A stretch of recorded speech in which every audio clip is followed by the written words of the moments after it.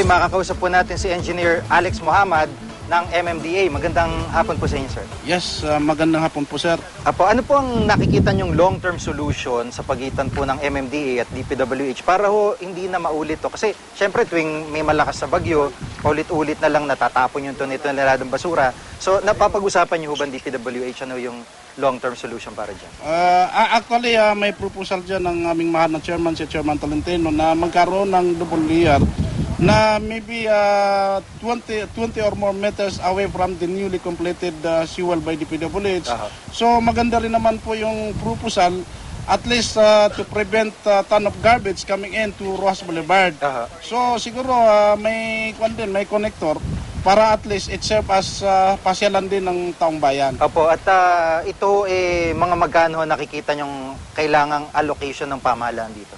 So, depende ho yun kung depende may design ng DPWH or kaya ang magdi-design ng seawall another layer is MMDA. So, hindi ko lang matansa kung hanggang magkano yung estimated cost ng proposal project. Siyempre, dito ho yun sa may parte ng Manila Bay or sa may Baywalk. Pero yung mismong, halimbawa, yung mga drainage po, yung talagang mga tributaries, paglilinis doon, kasama ho ba yun sa long-term solution na tinitingnan nyo? Yeah, kasama ho yun para at least maiwasan yung pagbaba sa Rojas Boulevard.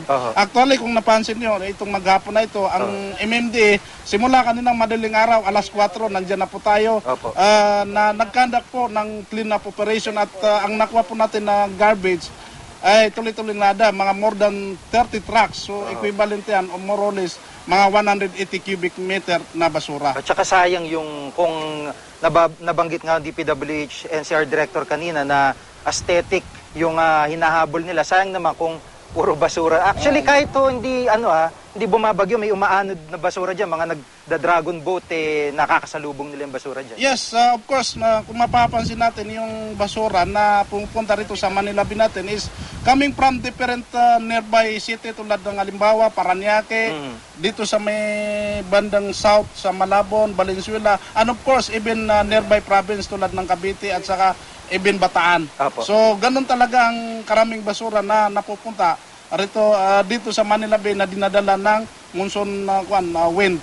Opo, at ano po ang nais niyong paalala sa publiko na mahilig po magtapon ng basura doon sa kanilang ilog sa tapat nila at hindi tama nga po yung pagtatapon ng basura? Ano po yung paalala sa kanila?